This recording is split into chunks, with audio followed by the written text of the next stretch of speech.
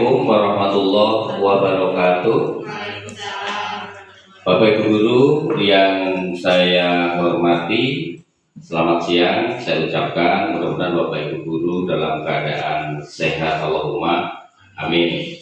Baik, pada kesempatan siang hari ini Bapak Ibu Guru, saya akan menjelaskan kepada kita semua tentang visi misi sekolah, ya. Nah, visi misi ini tidak hanya sekolah Bapak Ibu, lembaga lainnya yang ada di Indonesia itu semuanya pasti punya visi dan misi. Bahkan kita sendiri, diri kita sendiri juga harus punya visi dan misi dalam menghadapi kehidupan ini. Tujuannya tentu agar apa yang kita harapkan itu bisa terwujud. Nah, Bapak Ibu, kita sering di sekolah-sekolah membaca ada visi dan misi, tapi Bapak Ibu mungkin belum paham apa artinya. Oleh karena itu, Bapak Ibu, hari ini nanti akan kita bahas bersama-sama. Mudah-mudahan kegiatan ini bermanfaat, ya, karena dengan Bapak Ibu memahami visi dan misi sekolah kita, maka apa yang akan menjadi tujuan dari sekolah kita itu akan bisa terlaksana. Oleh karena itu, Bapak Ibu, akan saya tanya dulu, Bu Tarkem, apa tuh visi itu, Bu? Mau pakai mic nggak, Bu? Oh, nggak usah, kedengaran ya. Nah, ini menurut saya pribadi ya. Ya. Visi itu menurut saya adalah tujuan utama. Tujuan utama dari suatu lembaga. Kalau ya. Sekolah berarti tujuan utama dari sekolah. Iya. Sedangkan misi itu menurut saya adalah proses atau tahapan untuk mencapai tujuan tersebut. Iya. Itu simpelnya aja, Pak. Iya. Terima kasih. Tolong beri aplaus untuk Bu Tarkem, ya. Jawabannya bagus sekali. Visi dan misi. Mas Eka, sebelum saya menjelaskan visi dan misi, kenapa harus ada visi dan misi? Silakan Mas, buka nomor 2, Mas. Nah, ini ada rambu-rambu perumusan visi, ya Bu. Nanti di bawah ada rambu-rambu perumusan misi. Nah, ini mengacu pada landasan filosofi bangsa, undang-undang dasar, dan lain-lain. Memiliki indikator pengembangan prestasi akademik dan non-akademik.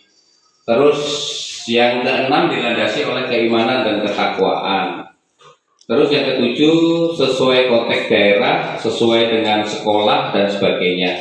Jadi visi misi sekolah di Celoka, visi misi sekolah di Jakarta itu pasti beda. Karena itu sesuai dengan konteks daerah masing-masing. Yang terpenting, yang poin 9 adalah menggambarkan harapan masa depan.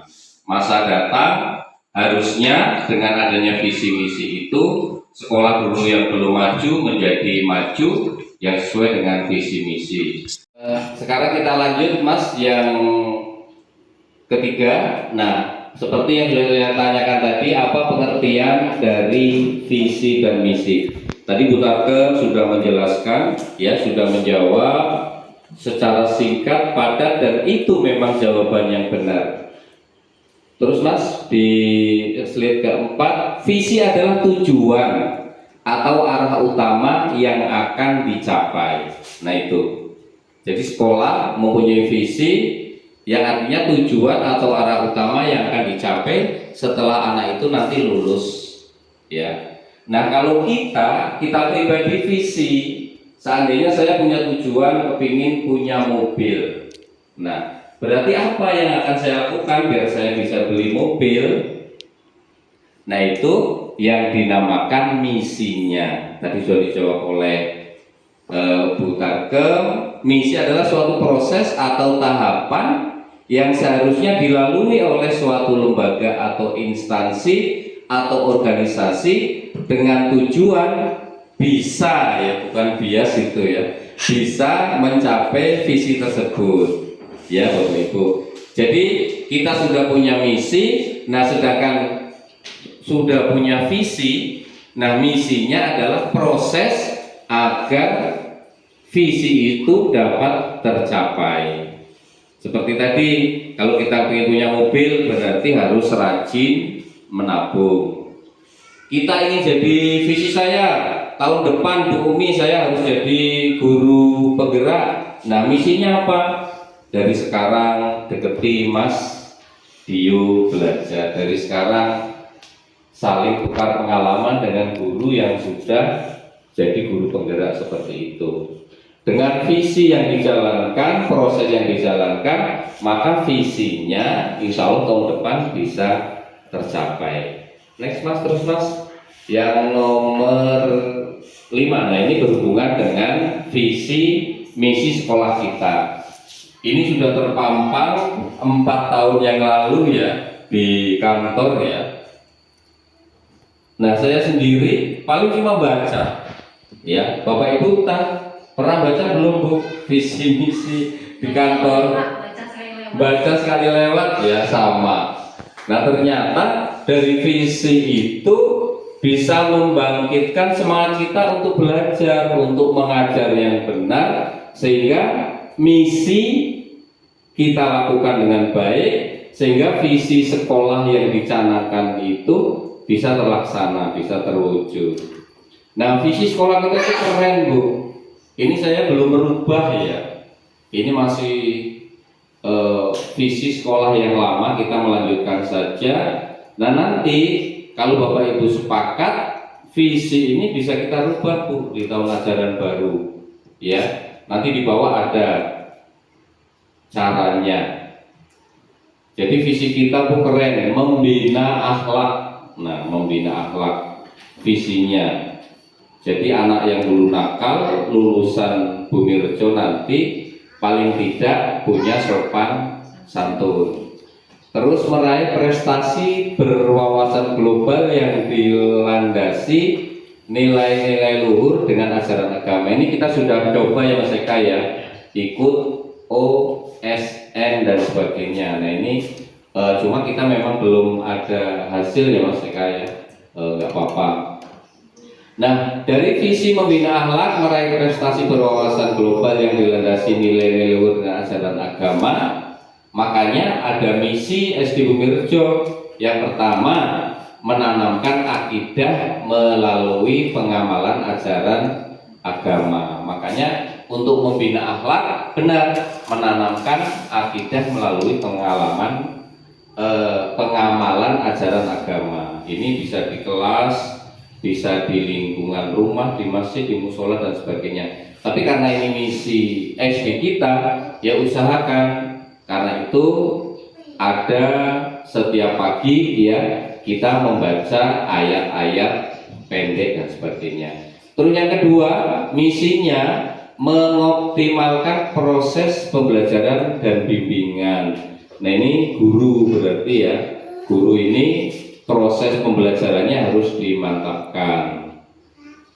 Yang dulu belum alat peraganya belum lengkap, mulai sekarang alat peraganya dilengkapi. Yang dulu belum menggunakan alat-alat seperti ini Bapak Ibu, ini Butarem sudah bisa ya, Mas Eka sudah bisa, Mbak Nurul bisa bikin PowerPoint. Alangkah baiknya seperti ini Bu ngajarnya ya, ini lebih bagus.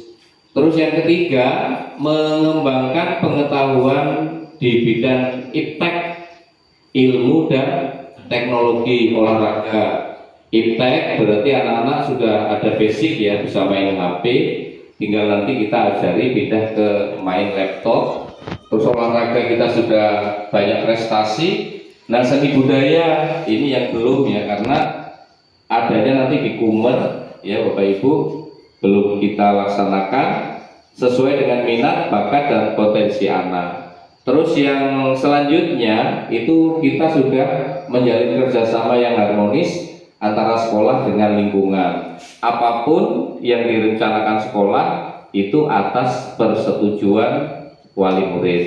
Terus yang paling berat adalah menghasilkan lulusan yang berkualitas ya Bapak Ibu. Ini yang yang misinya yang paling berat menghasilkan lulusan yang berkualitas.